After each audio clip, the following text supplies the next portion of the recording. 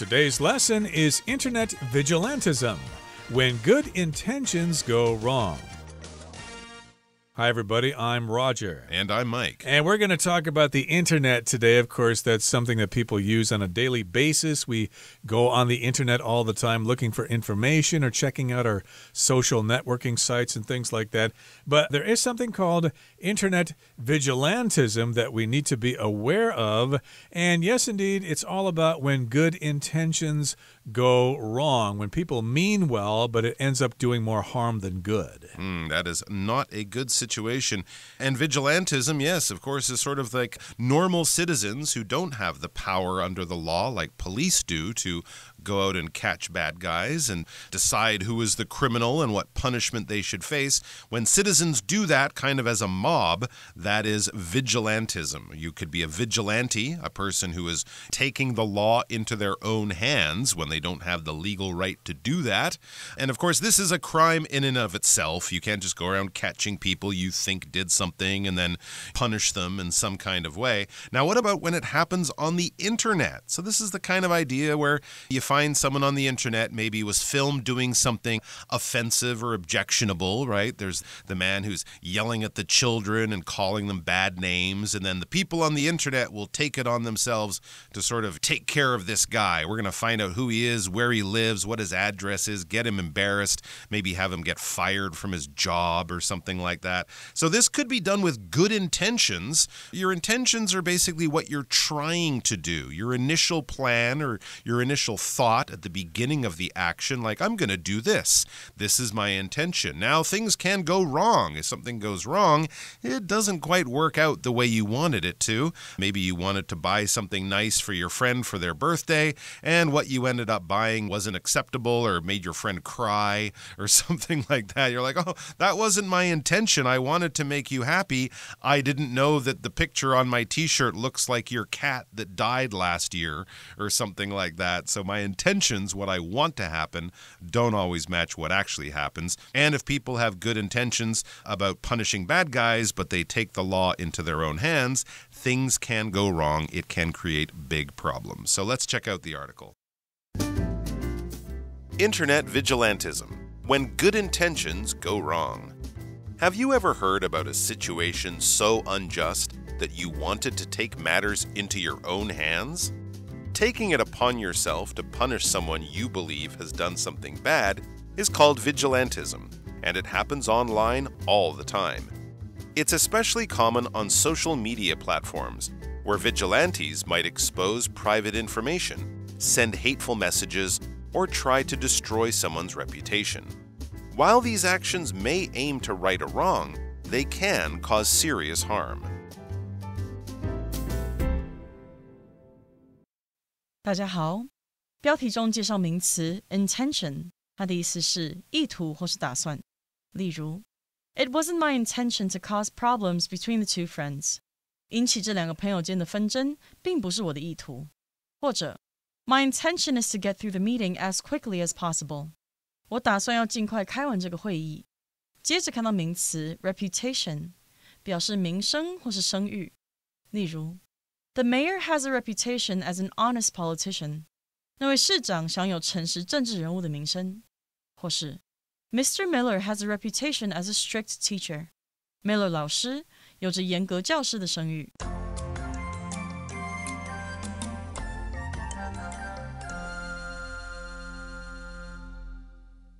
Okay, so here's the first part of our article for today. It says, have you ever heard about a situation so unjust that you wanted to take matters into your own hands?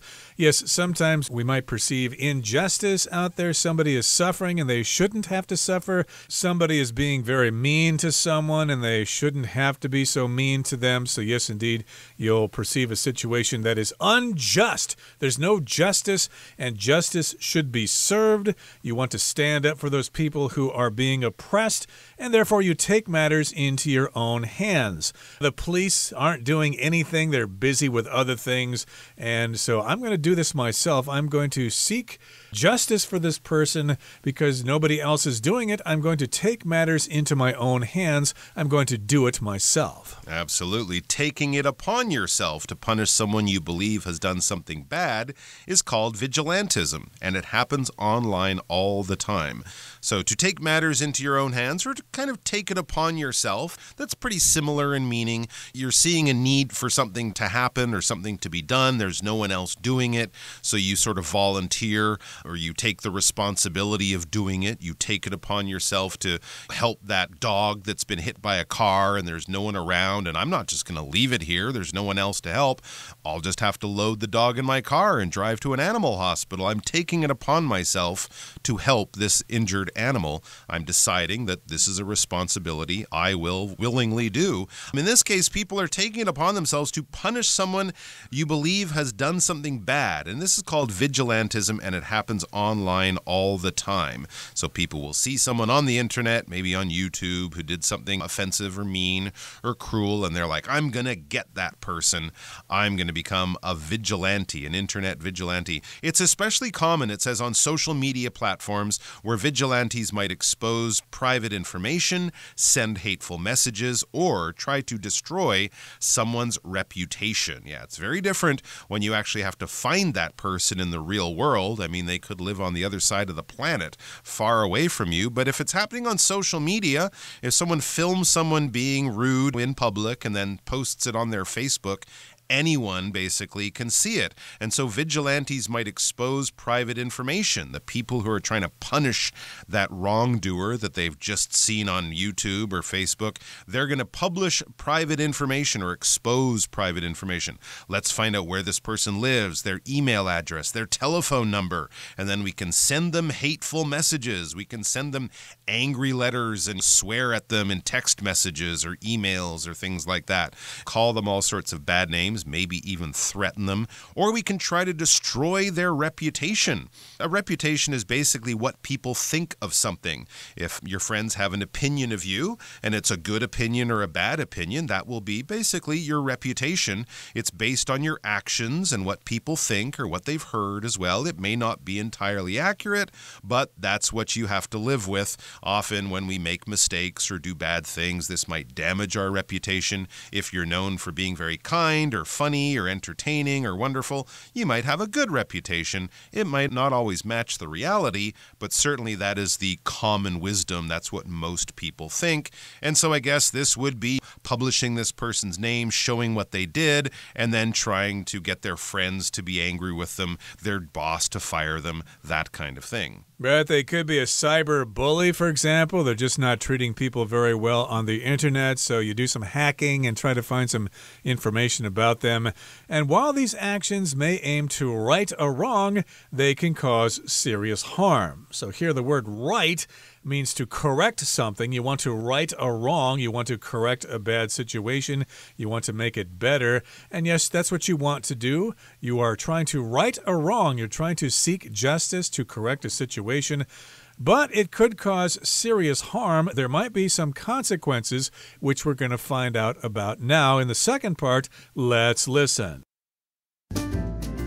A major problem with internet vigilantism is that it can target innocent people when vigilantes jump to conclusions before getting all the facts.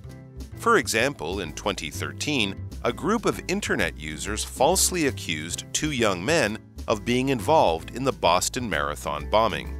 Their personal details were shared, and people attacked them online, even though neither had anything to do with the attack. Another issue is that the punishment often doesn't fit the crime. Relatively small mistakes, like making an offensive joke or comment, can give rise to huge consequences.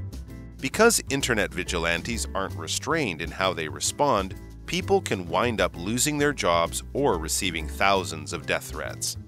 This can destroy someone's life over an issue that could have been addressed in a better way. 第二部分看到动词 accuse， 它的意思是指控、指责或是谴责。例如 Keely accused the man of stealing her purse. Keely 指控那名男子偷走她的包包。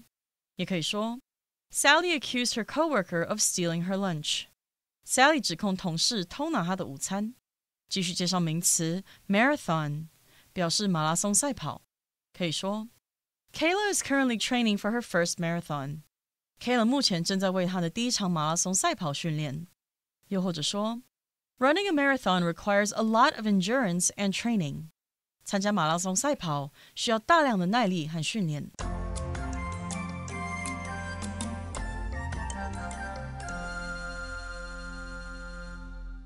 Now, in the second part, it says, a major problem with internet vigilantism is that it can target innocent people when vigilantes jump to conclusions before getting all the facts. Okay, so people want to act fast. They find someone whom they think is a bad person, and so they start gathering information about them. They target that person, but it turns out that person isn't really a bad person. Maybe they are just misunderstood, and they jump to conclusions before they get all the facts. Okay, so if you jump to conclusions, that means you judge something way before you're supposed to. You don't have enough information, and you may be incorrect in your judgment. You are jumping to conclusions, and that might be what is happening online. They mistake someone for being a bad person when they're actually probably not that bad. Exactly. And this is, of course, something that could happen quite easily if you don't have all the facts. Of course, if you're getting your facts off the internet, a lot of us know that things on the internet can be completely false. It can be incomplete. It can be inaccurate. So if you run off going, I know this guy did something bad, before you really know the full story, you could be accusing the wrong person of a crime they never did. And that's actually a real case. It says, for example, in 2013, a group of internet users or internet vigilantes falsely accused two young men of being involved in the Boston Marathon bombing.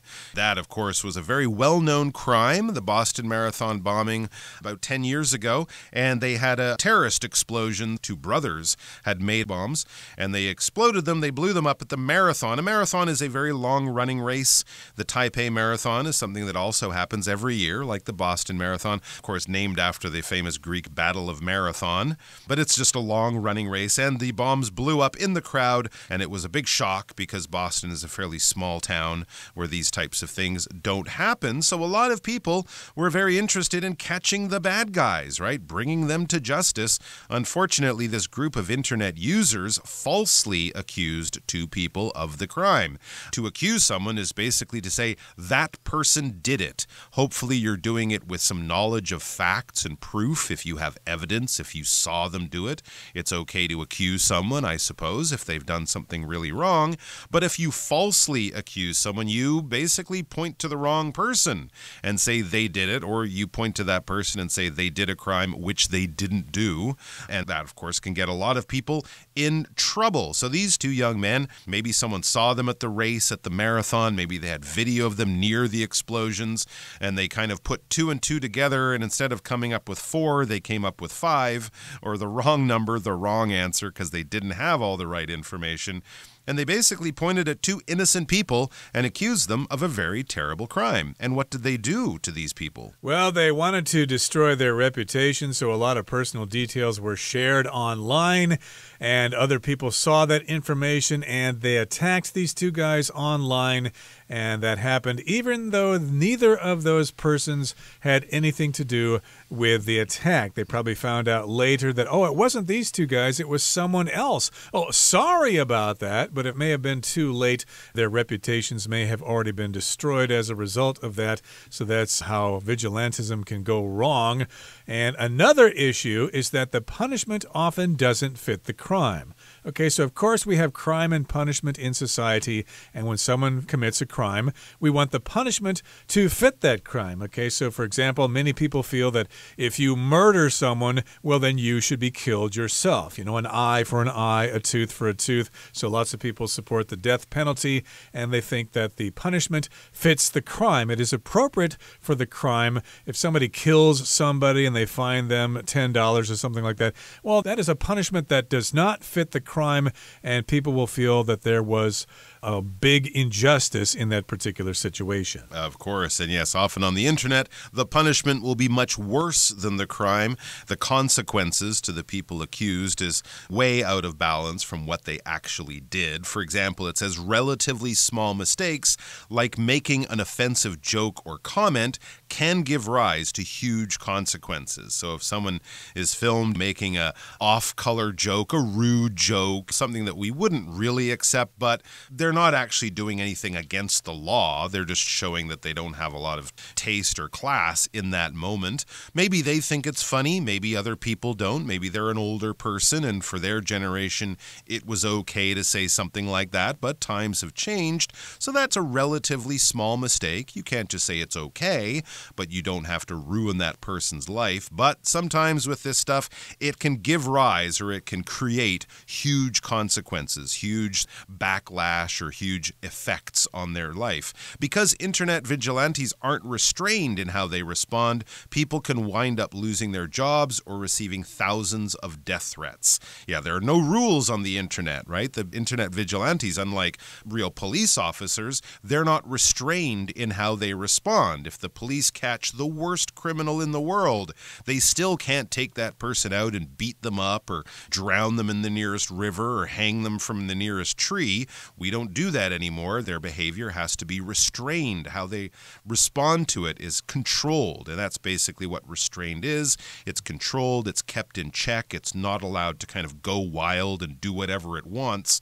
But people on the internet, especially when they're anonymous and we don't know who's accusing who of what, they are unrestrained in how they respond. So people, the person who maybe did something bad, but not that bad, they can wind up or they can end up, it can result in them losing their jobs or receiving thousands of death threats. It's not okay to call people bad names, but just because you call someone a bad name and get filmed for it, does that mean that you should lose your job and be in fear of your life? Yeah, and then all that information will remain on the internet for the rest of your life.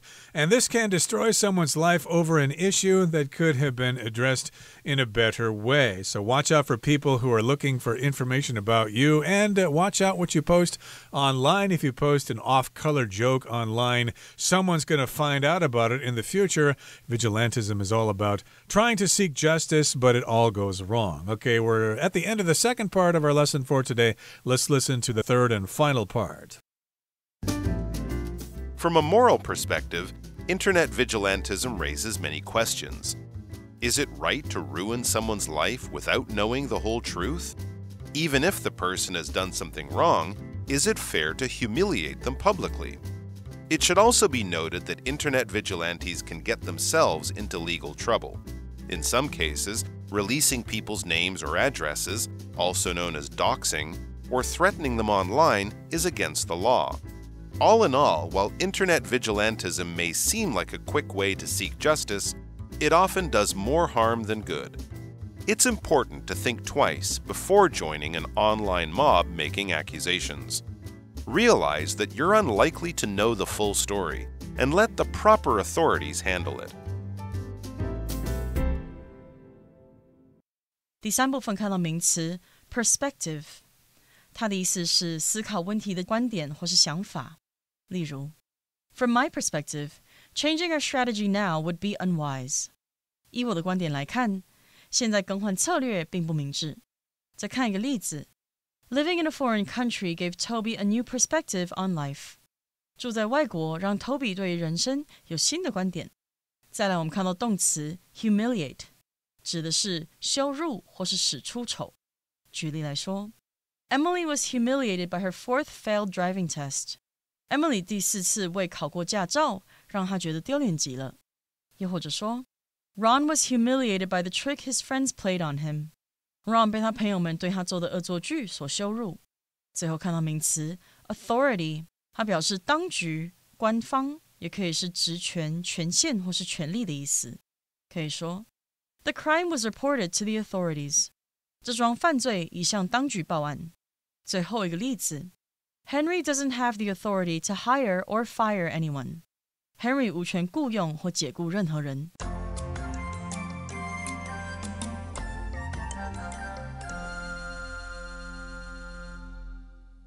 Okay, so here in the final part it says, from a moral perspective or from a point of view of morals, if we think about this in terms of morals, well, internet vigilantism raises many questions. So if you think about the morals involved with this, well, we have a lot of questions that we need to answer. Is it right to ruin someone's life without knowing the whole truth? I don't think so, but you might think it's okay. Even if the person has done something wrong, is it fair to humiliate them publicly? Yes, indeed, if you've committed a crime, we believe in fair process or due process. You shouldn't be punished for doing something that wasn't really that bad. So yes, indeed, is it fair? Should you humiliate somebody? To humiliate, of course, just means to really embarrass somebody, to show some information about them and make them feel ashamed and foolish. You'll destroy their reputation, and you'll do that publicly. It should also be noted that internet vigilantes can get themselves into legal trouble. Yeah, just because you're doing it on the internet with, a fake name doesn't mean you can't get found out, caught, and possibly punished, because you can't go around accusing people of terrible crimes if you're just the average person. In some cases, releasing people's names or addresses, also known as doxing, or threatening them online is against the law. So the vigilantes can themselves become the criminals because publishing someone's name or address, which is called doxing, that's sort of a modern term, that can be against the law in certain places, and threatening people, making them feel in danger for their lives, saying, I'm going to get you, I'm going to hurt you, I'm going to find you and kill you, that kind of thing. You can't do that either. That's against the law in many places.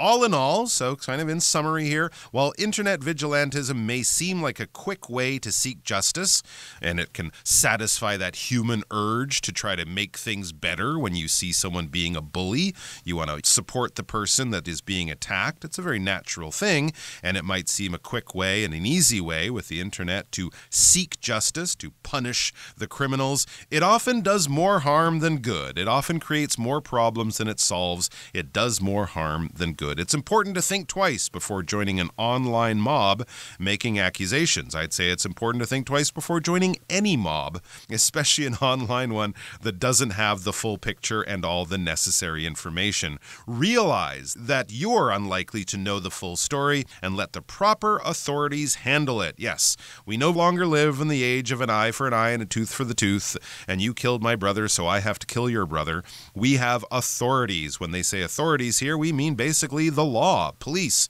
courts, lawyers, justice. In other words, let them handle it. That's their job. We shouldn't be going around with pitchforks and fire trying to find the bad people. Okay, so there you have it. That's what internet vigilantism is all about. Let's hear some more explanation from Hanny now.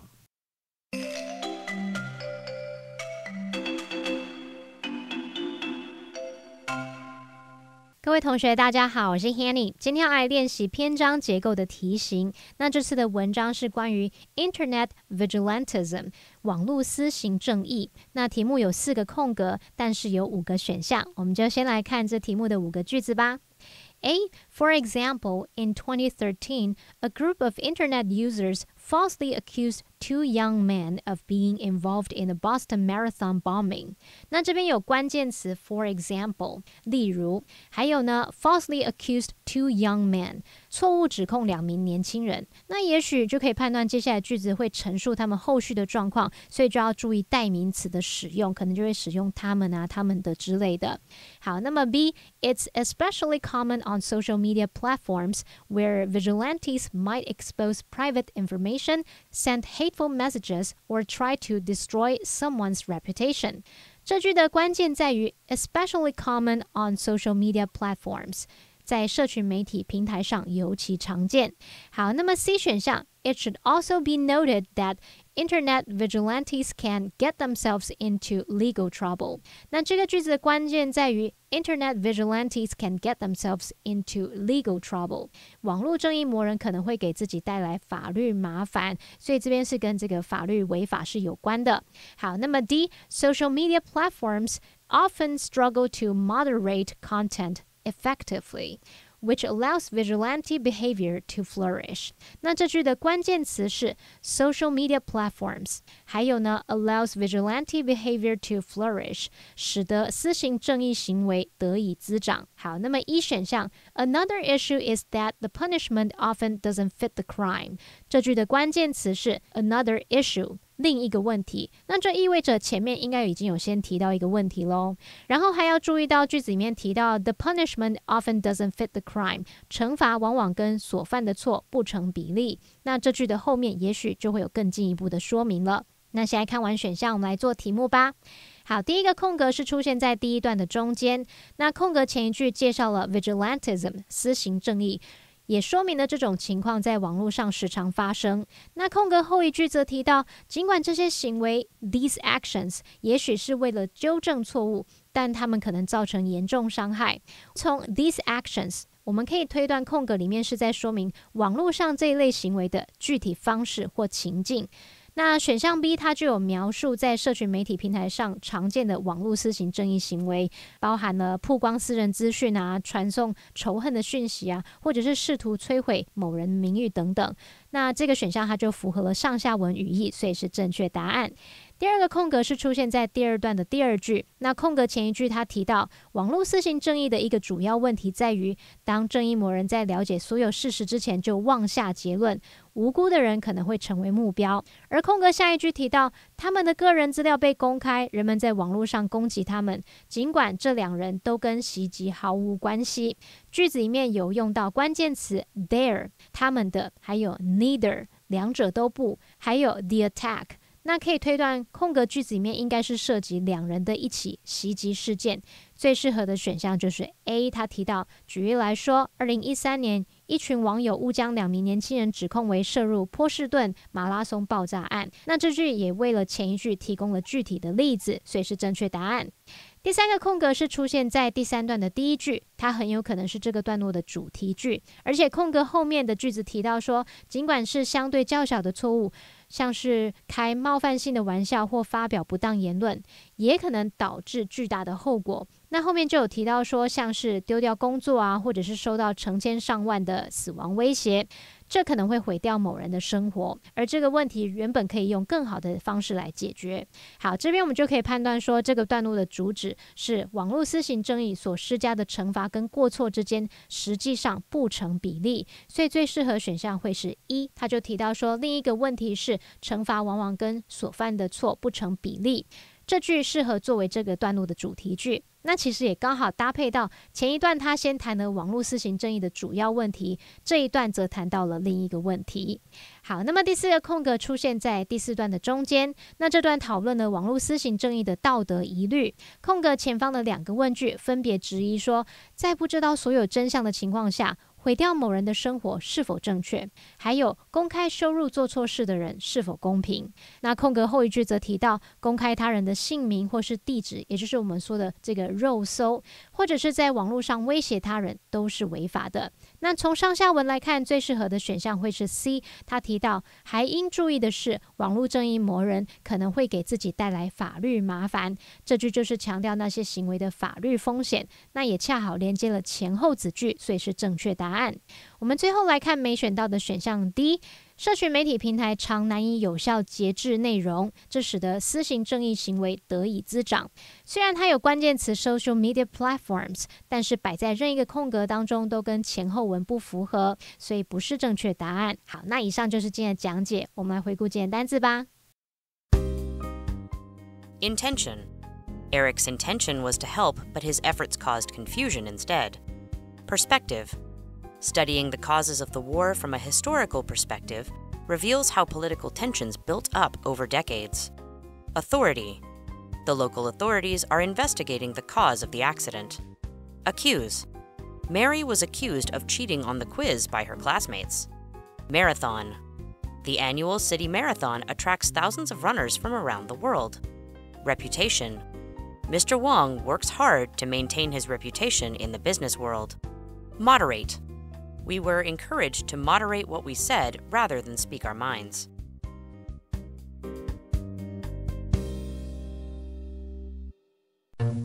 Well, that brings us to the end of another edition of our program, and please make sure you join us again next time. From all of us here, I am Roger. I am Mike. See you next time.